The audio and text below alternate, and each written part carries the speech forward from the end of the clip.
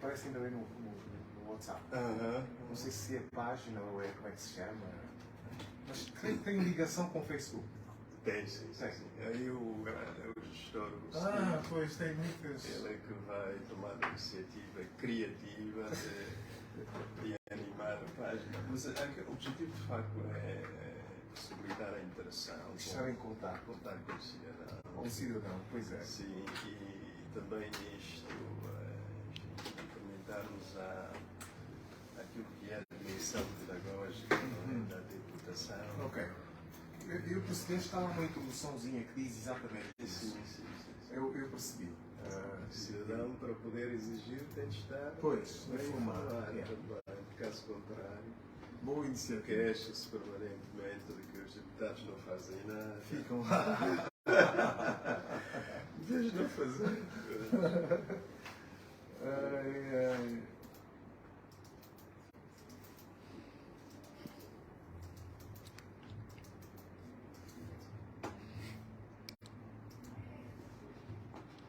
Estamos a subir, já estamos com 12 pessoas a nos apreciar. Ainda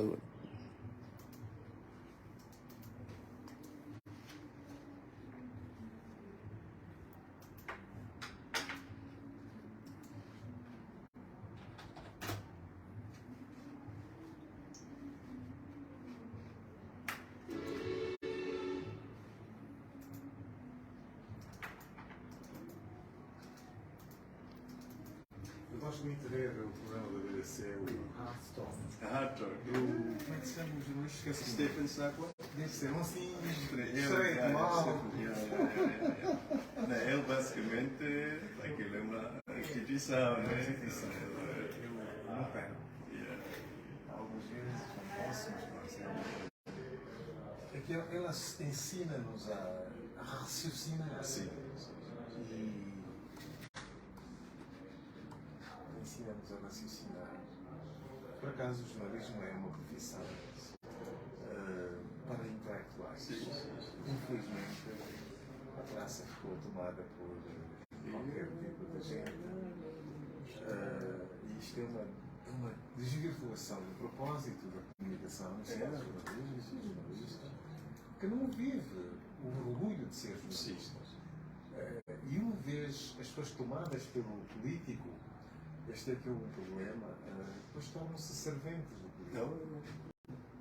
E os políticos pegam, às vezes, não são pessoas bem mal educadas, banalizam, bandalham-nos. E enfim, ou só ver, por exemplo, aquele jornalista, o autor do texto que despertou qualquer coisa de Gates nos Estados Unidos, eu já me estou a lembrar, de 74, acho que houve o presidente da admissão. 74 ou 70, parece. Watergate. Foi o título. Sim, da escândalo. Pois, mas ele tem outro nome. Como é que se chama mesmo? Vou ver aqui. O Google tem essa informação. Foi um dos períodos tenebrosos também da administração. Pois. Era o presidente. O Ford. Foi no tempo do Reagan, muito antes. Muito antes. isto liga. Mas eu por acaso conheci o senhor e tenho aqui umas fotografias tiradas com ele, que todo mundo queria lhe dar a mão quando fomos lá em São Teresa, em Washington, e lá no Departamento de Estado eu referi uma conferência. Era um ícone. Todo mundo queria tirar fotografia com ele. De maneira que. Mas são figuras estrelares que de quando em quando, com imensa variedade, despontam, não é? Em várias sociedades. E são as maravilhas da imprevisibilidade, não é? Da atividade, da parésia, não é? São pessoas heróicas. São Mário Soares. Não, olha, eu fiquei maravilhado de chegar por perto daquele senhor por acaso tomei nota dessas passagens. Maravilhas da imprevisibilidade.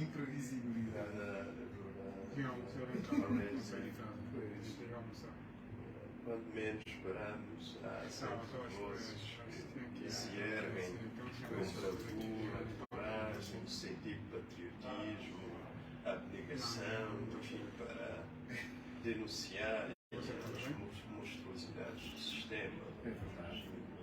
Então é aqui onde o político vê-se sob imensa pressão. E o resultado foi este, foi impeachment. E foi impeachment do presidente. Mas se for aí o Watergate, não é?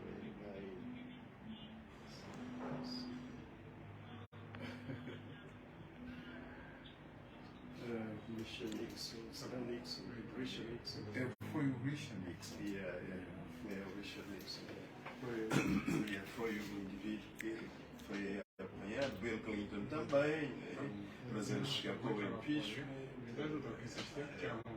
Deu o poder do jornalismo quando exercido com missão. E é um orgulho, quer dizer, as pessoas, infelizmente, não têm este lado. Não podem ter o orgulho, aquela dignidade de pessoas respeitadas, como são os jornalistas lá fora, e depois são pessoas que têm rendimentos, realizam, enfim, fazem negócios, chegam a estar independentes, conseguem essa independência e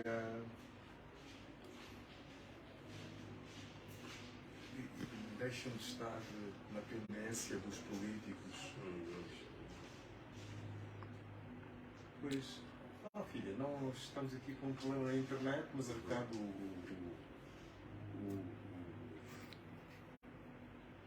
René disse que íamos já começar, estamos aqui a aguardar que íamos ler o toque para prontidão, não é?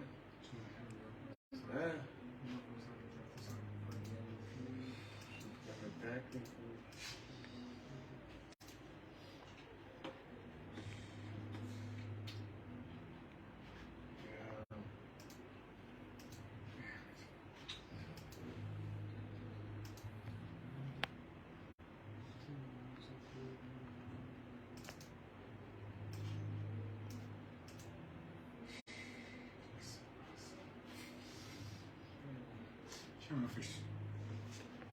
As pessoas passaram um noticiário para aqui, não?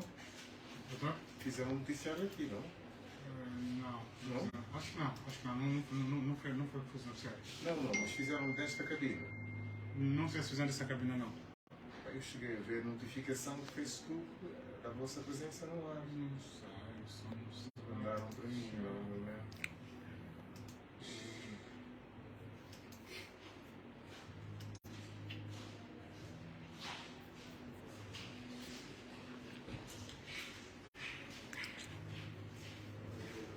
Acho que é qualquer coisa como Bob Wood.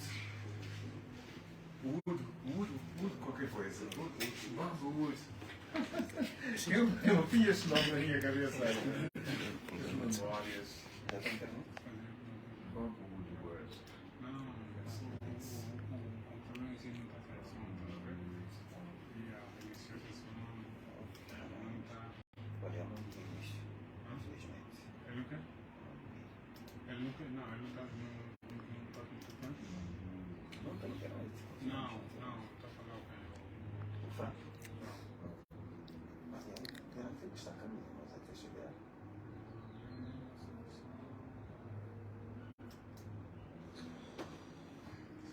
Se calhar para entender um pouquinho o brígido.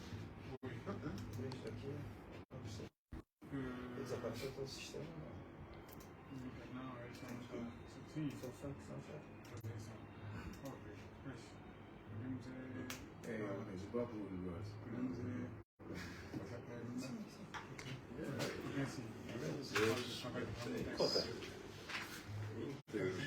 Sim, sim. Conta, desculpa estar a interromper. Podemos passar para aquele estúdio? Ah, é? Não vai demorar muito tempo. O computador está demorando muito tempo para processar. Ainda bem tem um plano B. Não pode passar. Está bem, caríssimo. Levo aqui uns trajes.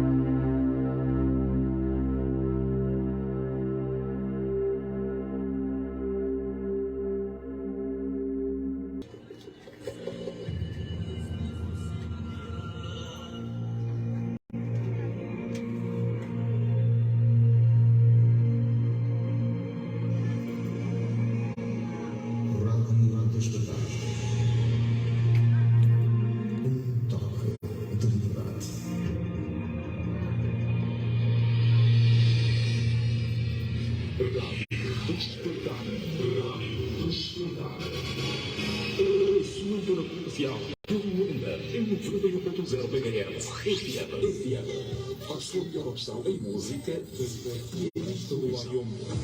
O Brilho dos Diamantes, da Banga do Jacaré, Força do Rei Bandumei, Correntezas do Rio Kwanza, Gingar do País das Raízes de Angola, 18 número, 1 por 18. Um país numa frequência 91.0.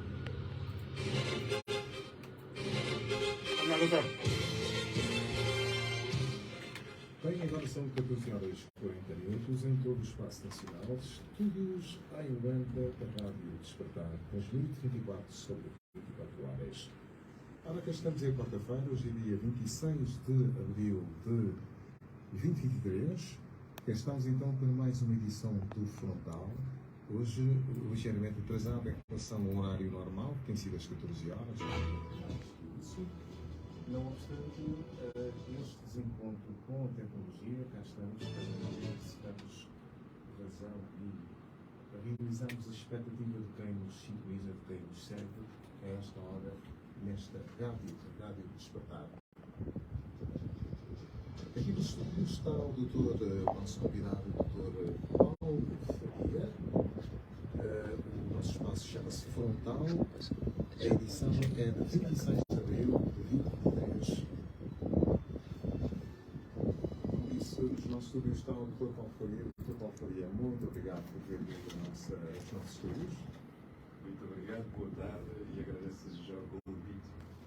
Com o nosso pedido de desculpas a si e também aos nossos ouvintes que aguardavam expectantes sobre a sua presença aqui para, enfim, falarmos um bocadinho da situação do nosso país, da política e, enfim, tudo o que interessa abordar neste espaço, que é aproximadamente uma hora.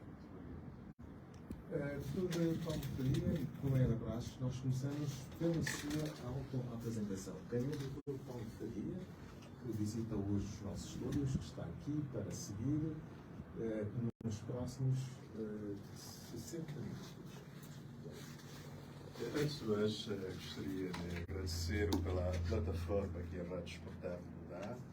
É uma plataforma que considero privilegiada de interação com os ouvintes da vossa rádio e não só também, com todos os cidadãos interessados em debater de forma aberta, crítica e transparente sobre todas as questões de interesse público. E estaremos cá neste período de aproximadamente 60 minutos a tentar estabelecer esta conexão com os que nos acompanham dentro e fora do espaço nacional. Portanto, eu sou Paulo Faria, esta é a visão, a versão mais simplificada do meu nome. O nome completo é Conceição João Faria Paulo. Portanto, nasci na província de Malange, concretamente na aldeia de Carrunga, portanto, mas considero-me como um paroquiano da Machinde. Portanto, na Machinde fui batizado, na Machinde, na Escola 108, aí contigo, a Igreja da Machinde. Também comecei a instrução primária até transferir-me para Luanda a finais dos anos 80. Portanto, também sou, digamos assim, produto daquilo que é a passagem, não é? A preparação seminarística, do seminário, fui seminarista pela Arquidiocese, estranhamente não pela Diocese de Malange, de onde eu sou originário, mas fui seminarista pela Arquidiocese de Luanda até 1996, quando transferi para os jesuítas, e lá então fiquei os jesuítas até inícios, não é? De 2000, quando, de facto, como os caminhos de Deus são insondáveis, então descobri que a orientação de vida deveria ser diferente, não é? Portanto, mas continuo devedor de tudo quanto ao seminário e também à Companhia de Jesus me ligaram, não é? portanto, aquilo que eu me defino como pessoa, como cidadão e hoje como político e deputado, tem as suas fontes por passagens marcantes no seminário e também pelos jesuítas. Portanto, de que sou sempre eternamente devedor, não é, de todos os valores e também todos os valores e oportunidades que me puderam providenciar em circunstâncias humanamente difíceis, não é? Porque o período em que já me via como órfão de pai e mãe, então a Igreja começou a ser este esteio, não é, de crescimento humano, de discernimento, de busca da vontade de Deus por minha vida, mas também de densificação de vários valores, como, por exemplo, a disciplina, enfim, o foco, o gosto pela leitura, o gosto pelo silêncio, enfim, foram de facto momentos que eu posso hoje dizer que têm a sua base, não é?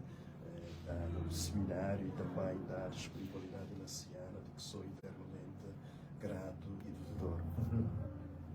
Doutor Paulo Faria, uma vez mais, bem-vindo. Queríamos só sublinhar que o doutor Paulo Faria é, de acordo com é um autor da obra O Público e o Político em Angola. Também falaremos um bocadinho sobre este livro, não teremos muito tempo, certamente, para entrar na profundidade no mesmo. De todo modo, há aqui algumas ideias que ficaram, tive a oportunidade de tomar contato com a obra, que creio ser de 2016 ou 2017. Sim, o livro saiu em 2019. 2019, sim. Pois, e é sobre este livro que é fonte de conhecimento, sobre o qual, aliás, eu tirei algumas notas que me chamam a atenção e fazem naturalmente o raciocínio daquilo que pareceu ser um dado momento a motivação do que está escrito, está contido no livro O Público e o Político em Angola. Descreveu aqueles momentos de, eu não diria que de alguma euforia que contagiaram quase toda a sociedade e se calhar o mundo também passou a olhar para Angola com outros olhos, de muita expectativa sobre o reconquistar ou o regenerar do Estado. E há efetivamente, inclusivamente, passagens sobre um discurso que apontava neste sentido. Estou a falar do Lira, do Presidente da República, e quando confronta aquilo que nós vivemos hoje, sente-se decepcionado? Extremamente decepcionado, mas também não era de todo uma surpresa. Aliás, uma das características marcantes do político é a retórica política. Não é? Portanto, às vezes, o momento é instrumentalizado pelo político para ganhos pura e simplesmente imediatistas, não é? Momentâneos ou circunstanciais. Portanto, é o que nós vimos, aquele discurso marcante que lançava, digamos assim, os eixos estruturantes, não é? Daquilo que se definiu como o novo paradigma de governação. Aquilo foi um momento único, um momento de redefinição de novos espaços e de novas formas de ser e existir também. Portanto, há espaços, obviamente, o exercício da cidadania, um exercício da cidadania que é, digamos assim, baseada através da veiculação aberta e livre da informação, né? E esta é uma informação que tem um pendor factual e baseado na verdade dos factos, não baseado na manipulação, porque neste mesmo paradigma de governação cria-se que apenas a circulação de verdades factuais e sustentada na verdade é que poderia, digamos assim, ser a base do exercício de uma cidadania ativa. Então, significava que um jornalismo mais comprometido com a verdade com o interesse nacional era, digamos assim, aprimorado, digamos, pela a nova liderança que emergia em 2017. Daí, digamos assim, a definição do novo paradigma de governação que tinha um dos eixos estruturantes, a liberdade de imprensa. Não é? A liberdade de imprensa, o exercício de uma cidadania mais ativa, mais informada, a prestação de contas, enfim, o combate à corrupção, à impunidade, à bajulação, enfim, é todo programas, digamos assim, estruturantes que reanimaram, acalentaram as esperanças dos angolanos, não é? Eu, pessoalmente, deixei-me capturar por este elan momentâneo, não é? Mas o tempo é mestre, não é? Veio provar que tudo não passava de retórica falaciosa e que os factos, hoje, a brutalidade dos factos, contradizem de forma sistemática, profunda e também desacalentadora, não é? Tudo quanto se advogou naquele período. Portanto, hoje estamos a viver a antítese sistemática do novo paradigma de governação. Ou melhor, a negação do novo paradigma de governação por parte do seu enunciador mor, se assim se pode dizer, não é? Portanto, a dimensão da circularidade da serpente, não é? A serpente que morde a sua própria corda, não é? Mas, digamos assim, é sinal de que é a própria realidade que o mordeu, o enunciador mor de nova realidade, novos seus, novo paradigma de governação, que, ao fim e ao cabo, não é? Veio explicitar a todos que é apenas o auge, é a epifania do mesmo, da mesmice. Não é? Portanto, e nada se poderia esperar, o tempo nos veio a provar isto, de um sistema estruturalmente apodrecido. Portanto, digamos, o que a Bíblia diz, não é?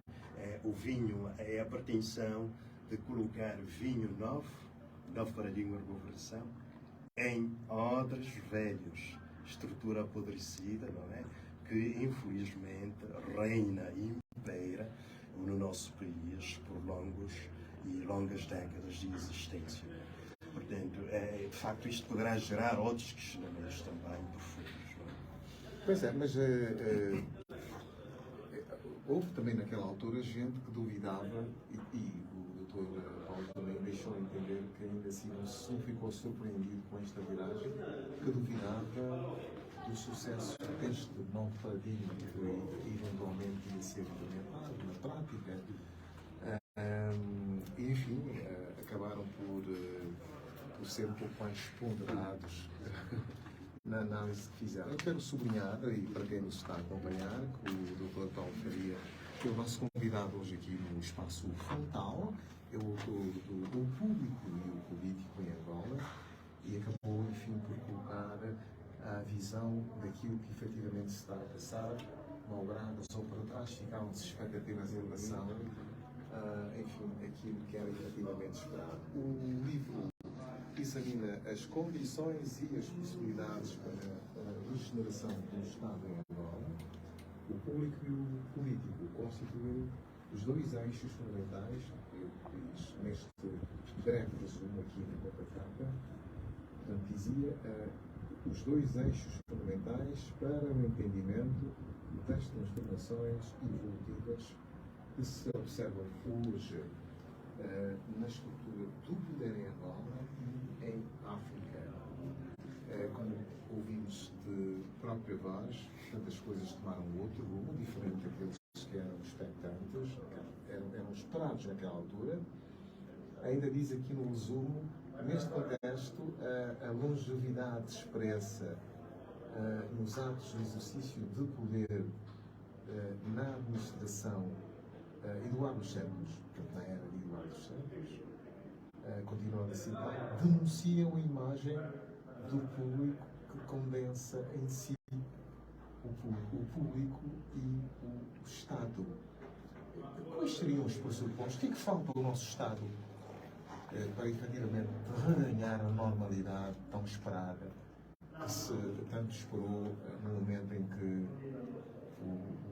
o chefe de Estado, o Presidente da República em anunciou e criou aquela expectativa em relação aos angolanos. O novo começar. O que é que falta em Angola neste momento?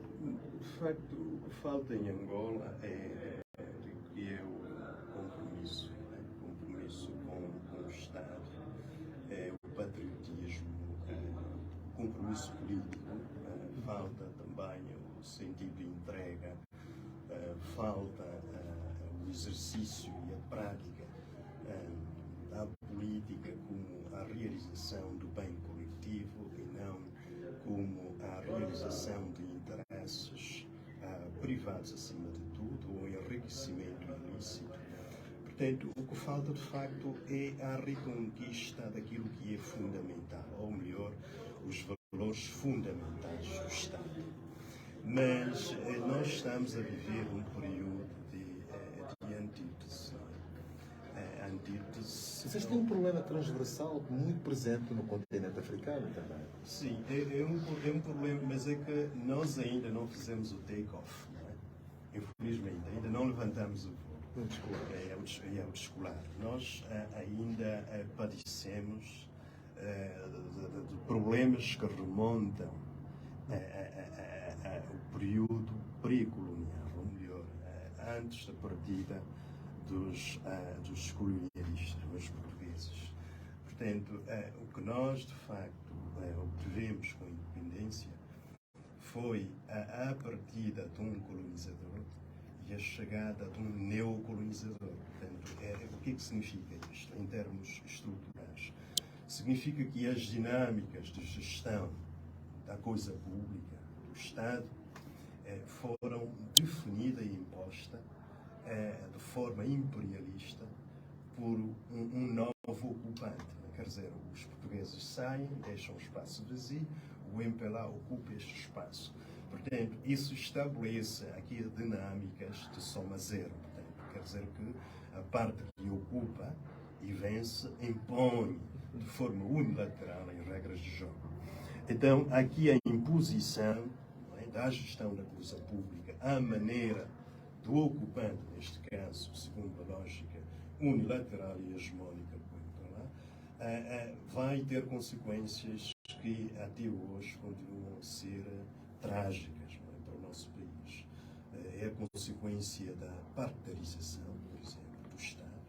O Estado tornou-se uma coisa do partido, um totem, não é? Portanto, e é coisa que, de certa forma, tem a sua utilidade, não é? Mas também é vilificada permanentemente. É vilificada permanentemente porque o Estado, na presença do partido, não é uma instância insignificante. Mas tem a sua pertinência porque o Estado é que dá legitimidade externa ao regime. Quer dizer, são as próprias dinâmicas, não é, da Constituição, digamos assim, da face externa do Estado, como o elemento que vai conferir legitimidade nas relações bilaterais ou multilaterais entre o regime angolano e os seus parceiros externos.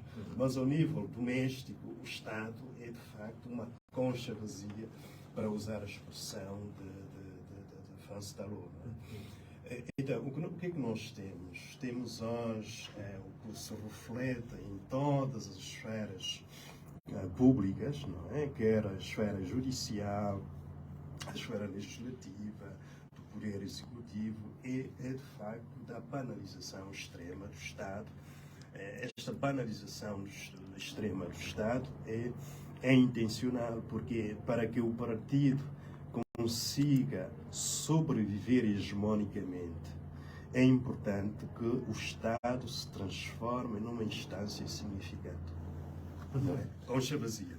Então, daí a necessidade de se resgatar o Estado. Mas nós estamos a ver que, para nós podermos, os partidos políticos da oposição, nomeadamente o partido que sou parte, a UNITA, e a sociedade civil em geral, para poderem encetar a emancipação do Estado como tal, eles vão aqui, vamos ter que ser mas cooperantes, não é? Na medida em que não poderíamos esperar que esta ação vai desembocar finalmente através do exercício do sufrágio universal do voto.